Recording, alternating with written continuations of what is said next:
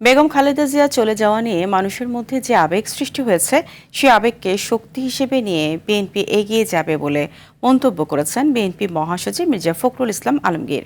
গুলশানে বিএনপি চেয়ারপারসনের রাজনৈতিক কার্যালয়ের সামনে তিনি আরও বলেন, বিরল ব্যক্তিত্ব ও দেশের স্বার্থে আপোষহীনতাই খালেদা জিয়াকে সবচেয়ে বেশি জনপ্রিয় করেছে। বলেন, বেগম খালেদা জিয়ার অনুপস্থিতিতে জনগণকে সঙ্গে নিয়ে জাতীয়তাবাদী দলের পতাকা ও গণতন্ত্র এগিয়ে নিয়ে যাবেন তারেক রহমান।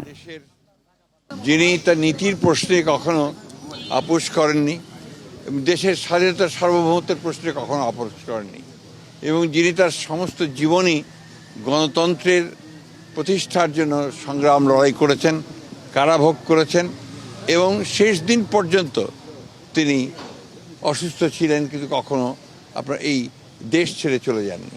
ম্যাডামের চলে যাওয়ার মধ্য দিয়ে যে জনগণের যে ভালোবাসা তৈরি হয়েছে, মানুষের মধ্যে যে ইমোশনস কাজ করছে, সেই ইমোশনসগুলো তো নিঃসন্দেহে বাংলাদেশ জাতীয়তাবাদী দলকে আরও বেশি শক্তিশালী করবে।